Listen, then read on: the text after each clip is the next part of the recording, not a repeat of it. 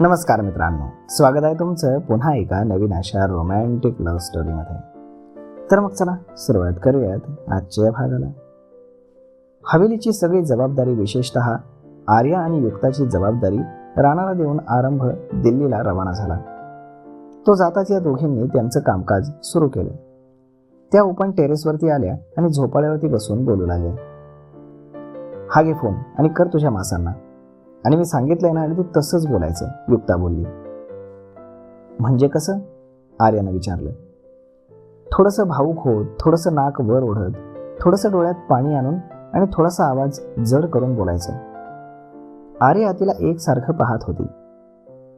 काय झालं, अशी का पाहतेस? मला काहीच समजलं नाही. तू खरंच तुझ्या क्लासची टॉपर आहेस का? युक्ता संशयानं तिच्याकडे पाहत बोलली. ऑफकोर्स, नेहमीच आउट ऑफ मार्क्स असतात मला. आर्या तिची नसलेली कॉलर वर करत बोलली. मग या बाबतीत अशी ढ काय आहेस? ढ म्हणजे गाढव. आर्यानं मग लगेचच ओठ बाहेर काढले. मला हा सब्जेक्ट नव्हता ना, म्हणून ढ आहे मी. अगं राणी, हे सगळं स्कूल कॉलेजमध्ये शिकवलं जात नाही, ते अनुभवातनं मिळतं. जाऊ दे, मी पण कुणाला सांगते, जिला फक्त 2च फ्रेंड्स आहेत, तेही मासांनी निवडलेले. युक्ता वैतागून बोलली.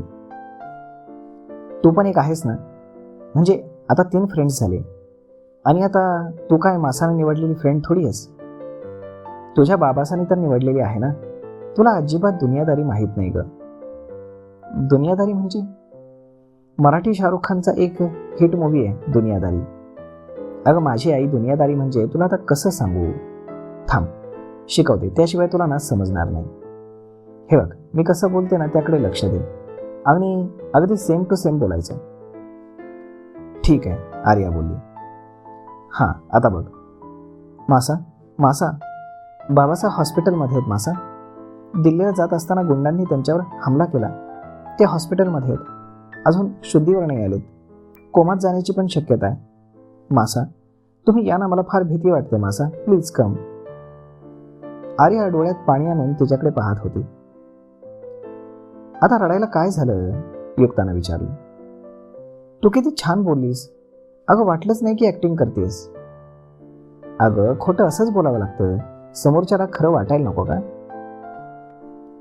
You are very talented. Thank you. आता तू ट्राय कर. मग त्यावर आर्यानं ती जे काही जसं बोलली अगदी तसंच बोलून दाखवलं. Very good. आता एक्झाम म्हणजे? अगं फायनल. हा घे फोन आणि बिनधास्त बोल. ठीक आहे. आर्याने एक दीर्घ श्वास घेतला आणि शुभांगीला फोन लावला. 2-3 रिंगमध्येच फोन रिसीव्ह झाला. हॅलो मासा. आर्या बाळा, काय झालं? तुझा आवाज असा काय येतोय? मी रडते ना म्हणून असा येतोय. व्हॉट? तू रडतेस? तुझी तब्येत तर ठीक आहे ना? हो मासा, माझी तब्येत ठीक आहे, पण बाबासा. आरंभाचं नाव ऐकून इकडे तिची धडधड वाढायला लागली. काय झालं त्यांना? ठीक आहेत ना ते? तिनं भीतीने विचारलं. नाही मासा, ते ठीक नाही आहेत. काय झालं आर्या, बोल लवकर, ती काळजीने बोलली. मासा, बाबासाहेब दिल्लीला जात होते.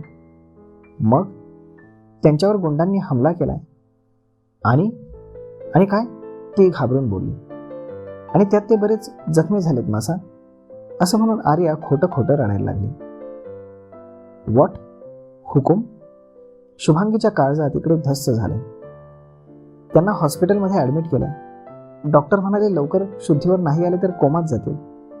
मला फार भीती वाटते मासा, प्लीज तुम्ही या ना.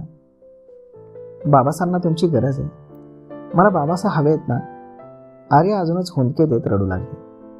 शुभांगी हे सगळं ऐकून फारच घाबरली. तिला काहीच सुचत नव्हतं. मासा, तुम्ही येताय ना? हो मी येते. तू घाबरू नकोस बाळा, तुझ्या बाबासांना काही होणार नाही. खूप स्ट्रॉंग येतोय. तू अजिबात काळजी करू नकोस, मी लगेच येते. हो, मी नाही काळजी करत. तुम्ही पटकन या, मला तुमच्याशिवाय करमत नाही. आय मिस यू बच्चा. तू टेन्शन घेऊ नकोस. मी येते. हो, मी वाट पाहते. ठेवू फोन? हो, काळजी घे. तिनं फोन कट केला आणि युक्ताकडे जमलं का या आविर्भावात पाहू लागली. आणि युक्ता मात्र तोंडात बोटं घालून आश्चर्यानं तिच्याकडे डोळे मोठे करून पाहू लागली. काय झालं? मी चांगला परफॉर्मन्स नाही दिला का? चांगला? अगं 1 नंबर बोललीस तू. असं बोलत होतीच जसं की खरंच घडले. ग्रेट. आता तरी मानतेस ना की मी टॉपर आहे ते? Of course I am proud of you. Thank you. आर्यानं तिला मिठी मारली. हा सगळा प्रकार राणानं ऐकला होता, कारण आर्याच्या मोबाईलमध्ये त्यानं एक चिप सेट केली होती, ज्यामुळे तिचे सगळे कॉल्स त्याला ऐकायला जात होते. दोघे किती आगाऊ आहेत, पण यामुळे माझं काम अजून सोपं झालंय, तो मनातच क्रूरपणे हसत बोलला. इकडे दुपारची वेळ होती. बोर होतंय ना? आर्या बोलली. मला पण, युक्ता म्हणाली. बाहेर जाऊयात का? युक्ता बोलली. बाहेर? बाबासांनी मनाई केली आहे. अगं बाहेर म्हणजे असंच गावात आजूबाजूला फिरूयात. ठीक आहे चल. मग दोघी हवेली बाहेर जातच होत्या की नोकरांनी त्यांना अडवलं. आप बाहर नहीं जा सकते हुकुम, नौकर आर्याला बोला. क्यों? बड़े हुकुम ने आपको हवेली से बाहर जाने के लिए मना किया है, नौकर बोला. आम्ही गावात फिरायला चाललोय, गावाबाहेर नाही. माफ करना, बड़े हुकुम का हुकुम है. यार हा काय प्रकार आहे? मनासारखं फिरू पण देत नाहीत, युक्ता बोलली. मी तुला म्हटलं ना, मी इथे आल्यापासून हेच बघते, कुणी मला एकटीला बाहेर जाऊच देत नाही. आर्या वैतागत बोलली आणि मग दोघीही हॉलमध्ये येऊन गाल फुगून बसल्या. काय झालं? तुलसी त्यांचे पडलेले चेहरे पाहत बोलली. दादीसा, दिस इज नॉट फेअर, आर्या बोलली. मतलब? केसरबाई बोलल्या. हे बरोबर नाहीये, युक्ता म्हणाली. अगं पण काय झालं ते तरी सांगा, तुलसी बोलली. आम्हाला बाहेर गावात फिरायला जायचं होतं. हां मग? बाहेर काठ्या घेऊन असणारी ती गुंड माणसं म्हणतात नाही जायचं. हुकुम का हुकुम है, युक्ता म्हणाली आणि तुलसी आणि केसरबाई हसू लागल्या. तुम्ही हसताय? आर्या अगदी क्यूट फेस करून बोलली. इकडे. मग तुलसीनं तिला जवळ घेतलं. तुझा बाबासा इथे नाहीये ना, म्हणून त्यांनी तुला रोखलंय. आरंभ सांगून गेलाय की सगळ्यांना तुझ्यावरती लक्ष ठेवा म्हणून, तुलसी बोलली. ज्याला लक्ष ठेवणं नाही नजर कैद म्हणतात दादीसा, युक्ता बोलली.